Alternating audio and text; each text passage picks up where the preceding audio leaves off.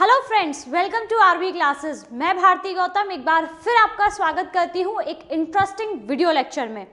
जैसा कि अभी हम लोग डिस्कस कर रहे हैं मनी एंड क्रेडिट चैप्टर, जिस पर हमारा ये थर्ड लेक्चर है। इससे पहले दो वीडियोस में हम लोग काफ़ी कुछ डिस्कस कर चुके हैं, जिसमें हम लोगों ने money as a medium of exchange हम लोगों ने पढ़ा था, बार्टर सिस्टम हम लोग डिस्कस कर चुके थे।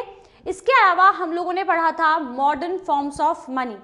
इसमें हम लोगों ने ग्रीन्स, कैटल ये सब देखे। इसके अलावा कुछ सिक्कों के बारे में हम लोगों ने पढ़ा कि डिफरेंट टाइप पर डिफरेंट तरीके के सिक्के चला करते थे।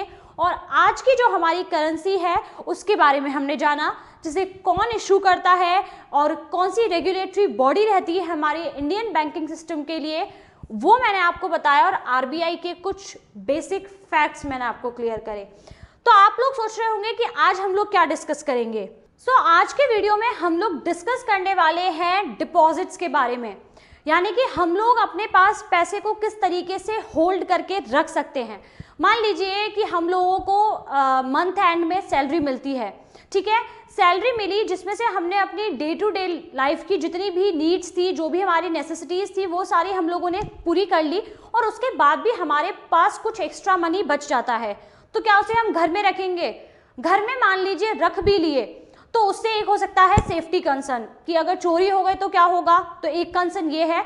और दूसरी चीज़ ये कि अगर घर में पैसे रखे हुए हैं तो वो बच ही नहीं सकते, हम उसे कैसे ना कैसे करके खर्च ही करेंगे, उसके बाद ही हमारा पेट भरेगा, नहीं तो तब तक वो पैसे छोड़ नहीं सकता कोई भी, वो पैसे खर्च होने हैं। तो ये भी एक कंसर्न है, यानी कि वो पैसे फिर घर में रुकेंगे नहीं, खर्च हो जाएंगे। तो क्या किया जाए? यहाँ पर एक बहुत ही अच्छा ऑप्शन है, वो है हमारे पास डिपॉजिट। उस पैसे को हम लोग को कुछ नहीं करना है, हम लोग को बैंक में जाना है, बैंक में अपना अकाउंट ओपन करवाना होता है, अपने नाम पर हम अपना अकाउंट ओपन करवाएंगे और उस पैसे को जो है बैंक में डिपॉजिट कर देंगे। अब आप सोच रहे होंगे कि इससे हमें क्या फ़ायदा होगा। आप सभी लोगों को ये चीज़ें पता है, बैंकिंग सिस्टम के बारे में आप काफ़ी कुछ जानते हैं, लेकिन फिर भी यहाँ चीज़ें हम लोग क्लियर करने वाले हैं, तो वो सारी चीज़ें क्लियर करेंगे। बैंक जो है उस डिपॉजिट पर हमें इंटरेस्ट पे करती है। Banks pay an amount as interest on these deposit. और बैंक की तरफ से मतलब हमने पैसे जमा कर दिए, इसका मतलब ये नहीं है कि वो पैसे हमें कभी वापस नहीं मिलेंगे। बैंक्स की तरफ से ये प्रोविजन होता है कि हम जब चाहे, जितने चाहें, मतलब जितने हमारे अकाउंट में हैं उतने, जितने हमारे अकाउंट में हैं उन पैसों को हम लोग कभी भी अपने अकॉर्डिंग जो है निकाल सकते हैं। ये प्रोविज़न किया गया है। जो भी हमारे डेज होते हैं, वीक डेज होते हैं, उनमें अगर हम बैंक जा रहे हैं तो हमें जितने कैश की ज़रूरत है वो हम अपने अकाउंट से ईजिली विड्रॉ कर सकते हैं। इस पैसे को हम अपनी डिमांड के अकॉर्डिंग विड्रॉ करते हैं, जितनी हमें ज़रूरत होती है उस अकॉर्डिंग इस पैसे को हम लोग विड्रॉ करते हैं। इसीलिए इसे डिमांड डिपॉजिट भी कहा जाता है। आप लोगों के एग्जाम में ये 1 मार्क क्वेश्चन या फिर एक डेफिनेशन बन सकती है, तो आप लोग को पता होना चाहिए कि डिमांड डिपॉजिट क्या होता है। तो the deposit in the bank accounts can be withdrawn on demand. These deposits are called demand deposits। हमारी डिमांड के अकॉर्डिंग हम बैंक से उस पैसे को विड्रॉ करते हैं, इसीलिए हम उसे डिमांड डिपॉजिट कहते हैं। इस डिपॉजिट पर हमें बैंक की तरफ से एक इंटरेस्ट भी मिलता है, तो बैंक जो है उस पर हमें इंटरेस्ट पे करती है। यहाँ पर दो वर्ड है, एक इंटरेस्ट पे करना और एक इंटरेस्ट चार्ज करना। इसके अलावा हमें कुछ फैसिलिटीज़ और मिलती हैं जो डिपॉजिट हमारे बैंक में होता है उसकी वजह से।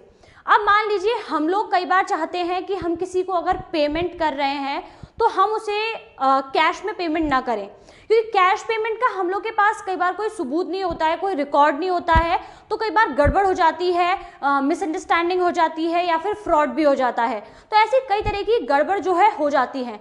लेकिन अगर यही हम लोग किसी और तरीके से करें, मॉडर्न फॉर्म में करें, तो वही चीज़ हमारे लिए सही भी हो जाती है और हमारे पास उसका पूरा रिकॉर्ड होता है कि हमने किसको कब पेमेंट किया था, कितने का पेमेंट किया था, और सारी चीज़ ऑन रिकॉर्ड हमारे पास अवेलेबल होती है किसी को दिखाने के लिए, ठीक है।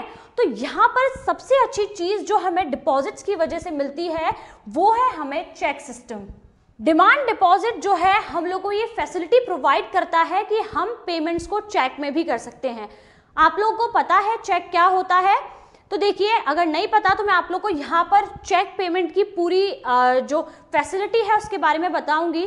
जब आप बैंक में अकाउंट ओपन करवाते हैं तो आप लोग को काफ़ी सारी चीज़ें मिलती हैं, लाइक आप लोग को पासबुक मिलती है, चेक बुक मिलती है, अगर आपने एटीएम कार्ड के लिए अप्लाई किया है तो आपको एटीएम कार्ड भी मिलता है। तो इस तरीके की चीज़ें जो है आपको अकाउंट ओपन करवाने के साथ बैंक से दी जाती हैं। अब आपको किसी को पे करना है, आपके अकाउंट में पैसे हैं और आप नहीं चाहते कि मैं उसे कैश निकाल के दूँ, मेरे हाथ में कोई कैश नहीं आना चाहिए लेकिन मेरा काम भी हो जाए, तो ऐसा क्या तरीका है? ऐसा है तरीका एक चेक। आपके पास जो चेक बुक है उससे आप एक चेक निकालेंगे, उस चेक पर जिस भी इंसान को आपको पे करना है उसका नाम यहाँ पर लिखेंगे। यहाँ पर जो लिखा हुआ है पे, ये प्रेम कुमार लिखा हुआ है, तो जिसको भी आपको पे करने हैं, प्रेम कुमार, रेम कुमार, जो भी है, उनको जो है उनका नाम आप यहाँ पर लिखेंगे। उसके बाद आपको नीचे जो है अमाउंट लिखना होता है। क्या लिखना होता है? अमाउंट, कि कितना आपको पे करना है उसे वर्ड्स में जो है आप यहाँ पर लिखेंगे। और ये जो है एक यहाँ पर आपको उसे न्यूमेरिकली लिखना होता है, डिजिट्स में लिखना होता है कि यहाँ पर कितना अमाउंट आपको पे करना है। एक्चुअली चेक है क्या? देखिए, सिंपल सी अगर लैंग्वेज में आपको मैं बात करूं कि चेक है क्या, हम लोग इस चीज़ को समझ रहे थे, हमारे लिए जानना ज़रूरी है कि चेक है क्या। तो चेक देखो एक इंस्ट्रक्टिंग पेपर है, वो मेरी तरफ से बैंक को ये इंस्ट्रक्ट कर रहा है कि जो भी इस चेक को लेकर आपके पास पहुंच रहा है तो उस पर जो अमाउंट लिखा है आप उस अमाउंट को उस सामने वाले इंसान को दे दीजिए। मुझे साथ में जाने की कोई ज़रूरत नहीं है, मेरी तरफ से जो वो पेपर है, वो जो चेक है वो काम करेगा। वो जो है बैंक को इंस्ट्रक्ट कर रहा है मेरी तरफ से कि आप मेरे अकाउंट से इस चेक पर जितना पेमेंट लिखा हुआ है उतना पेमेंट उस बंदे को दे दीजिए। ठीक है, इस तरीके से एक इंस्ट्रक्टिंग पेपर हो गया। ठीक है, तो यहाँ पर ये अमाउंट लिख दिया जाएगा, यहाँ पर वर्ड्स में लिखा जाएगा, यहाँ पर डिजिट्स में लिखा जाएगा। उसके बाद नीचे के साइड में यहाँ पर जो है अकाउंट नंबर लिखा होता है। किसका अकाउंट नंबर? जिसने वो चेक दिया है, जिसने वो चेक इशू किया है, उसका यहाँ पर जो है अकाउंट नंबर लिखा होता है। इसके बाद नीचे जो है कुछ बैंक्स की डिटेल होती है, लाइक बैंक का नाम है, IFSC कोड है, या फिर उनका ब्रांच एड्रेस है, ऐसी कुछ चीज़ें जो है यहाँ पर लिखी होती हैं। ठीक है, नीचे की साइड में यहाँ पर सबसे नीचे चेक नंबर लिखा होता है। ठीक है, चेक बुक में बहुत सारे चेक हैं, आप लोग ऐसे याद नहीं रख पाएंगे कि आपने किसको कौन सा चेक दिया था, तो वहाँ पर जो है चेक नंबर के थ्रू आप याद रख सकते हैं कि इस नंबर का चेक जो है यहाँ दिया गया था, तो इसे यूज़ करना बहुत ईजी हो जाता है, क्योंकि आपकी चेक बुक के आगे जो है एक इंडेक्स दिया होता है जिसमें आप चेक नंबर डालकर लिख सकते हो कि मैंने इस नंबर का चेक इसको दिया है, या फिर इस तरीके से इशू करने की डेट्स वगैरह भी सब आप वहाँ पर मेंशन कर सकते हो, और इस वे में आप लोग के पास पूरा एक रिकॉर्ड रह जाता है। ठीक है, तो ये छोटी छोटी चीज़ें हैं। अब मान लीजिए कि इस तरीके से मैंने पूरा चेक तैयार कर दिया और ये चेक जो है मैंने किसी को दे दिया और वो चेक लेके बैंक में पहुंचा, तो क्या उसका चेक इशू हो जाएगा, उसे पेमेंट मिल जाएगा? नो। क्यों नहीं मिलेगा? क्योंकि यहाँ सबसे इंपॉर्टेंट चीज़ जो है वो है मेरा साइन। जिसने वो चेक इशू किया है उसका साइन होना उस पर बहुत ज़रूरी है, और वो भी रजिस्टर साइन। आप जब बैंक अकाउंट ओपन करवाते हैं तो आपका जो एक साइन है वो कंप्यूटर में रजिस्टर हो जाता है। आपने जब स्टार्टिंग में जो साइन किया होगा वही साइन, सेम साइन आपको यहाँ पर करना होगा उस चेक के ऊपर। तो वो साइन करने के बाद ही वो चेक जो है सही माना जाएगा और उसके बाद ही उससे किसी को पेमेंट मिलेगा। जैसा कि हम लोग के दिमाग में ये चीज़ चल रही थी कि हमें नहीं चाहिए कि कैश पेमेंट हो या फिर उस सामने वाले इंसान को कैश मिले, हमें पेमेंट करना है कैसे कि अकाउंट में ही ट्रांसफ़र हो जाए, हमारे हाथ में किसी तरीके के फिजिकल नोट ना आए, कोई कैश ना आए। ठीक है, तो उस केस में हम लोग क्या करेंगे, लेफ्ट कॉर्नर से हम लोग जो है चेक पर दो ऐसे करके टिक कर देंगे, हम चेक को ऐसे क्रॉस कर देंगे, दो लाइन बना देंगे और वहाँ पर हम लोग लिख देते हैं अकाउंट पे। ठीक है, और जब हम अकाउंट पे ही लिख देते हैं इसका मतलब ये है कि बैंक जो है अब उस इंसान को कैश नहीं देगी। अगर वो कहेगा तो भी बैंक जो है उसे कैश नहीं देगी, उसके जो पैसे उस पर लिखे हुए हैं उन्हें उसके अकाउंट में ट्रांसफ़र कर देगी। ठीक है, तो आई होप ये चीज़ आपको क्लियर हो गई हो कि चेक पेमेंट क्या है और किस तरीके से जो है चेक पेमेंट वर्क करता है। तो ये एक मॉडर्न फॉर्म ऑफ मनी ही आप समझ लीजिए, आजकल के टाइम में बहुत ज़्यादा यूज़ किया जाता है। जो बड़े बड़े ट्रांजैक्शंस हैं वो एक्चुअली चेक से ही किए जाते हैं, लोग कैश से इतना प्रेफर नहीं करते हैं, क्योंकि जब ज़्यादा कैश हम लोग लेकर चलते हैं तो उससे फ्रॉड के चांसेस भी उतने ही ज़्यादा होते हैं, और कैश जो है हमारे पास एक रिकॉर्ड रहता है, तो सारे ट्रांजैक्शन बहुत ईजिली हो भी जाते हैं बिना किसी कैश के, और वो सारी चीज़ें एक जगह सेटल भी हो जाती हैं। ठीक है, तो ये चीज़ आपको क्लियर हो। तो आजकल चेक के अलावा भी बहुत सारी चीज़ें चल रही हैं, डिजिटल ट्रांजैक्शंस के वे चल रहे हैं।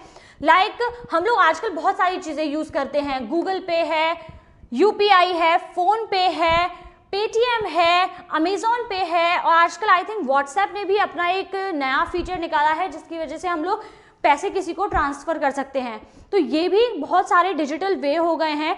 हर किसी के फ़ोन में एक ना एक ऐप इनमें से ज़रूर मिलेगा, और लोग जो है आजकल कैश ना लेकर यही ऐप्स यूज़ करते हैं और हर जगह जो है इसी तरीके से पैसे ट्रांसफ़र करते हैं। इवन आजकल लोग गोलगप्पे खाने जाते हैं तो गोलगप्पे वाले की दुकान पर भी जो है फ़ोन पे या फिर गूगल पे अवेलेबल होता है, तो वहाँ पर भी हम लोग इस तरीके से कर देते हैं। तो मतलब स्ट्रीट फूड पर अवेलेबल है, इसका मतलब आपको कहीं भी आपको ये ट्रांजैक्शन का वे मिलेगा, से हम लोग इजीली ट्रांजैक्शन कर पाते हैं। ठीक है, तो आई होप ये चीज़ आपको बहुत अच्छे से क्लियर हो गई हो कि चेक पेमेंट किस तरीके से किया जाता है और चेक कितना ज़रूरी होता है और किस तरीके से यूज़ किया जाता है। सो चेक हमारे लिए क्या काम करता है? चेक जो फैसिलिटी है, the facility of cheque against demand deposits makes it possible to directly settle payments without the use of cash।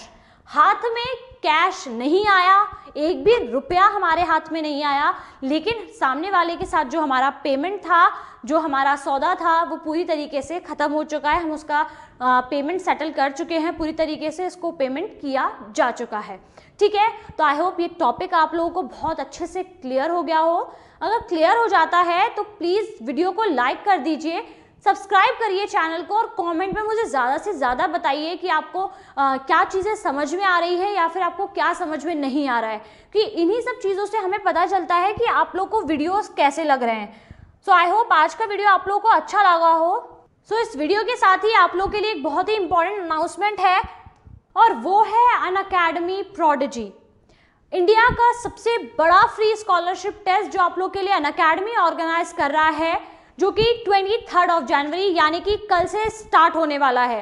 सुबह 10 बजे से आप लोग का एग्जाम रहेगा, जिसमें class 7th, 8th, 9th, 10th और इसके अलावा 11th, 12th के engineering and medical aspirants participate कर सकते हैं। ऑल इंडिया लेवल पर आप लोग compete करेंगे, जिससे आप लोग को आपकी प्रेपरेशन लेवल पता चलेगा कि आप लोग किस लेवल पर तैयारी कर रहे हैं और कितनी अच्छी तैयारी कर रहे हैं। जो एक्साइटिंग स्कॉलरशिप्स और आपके रिवॉर्ड्स रहने वाले हैं वो अमेजिंग है।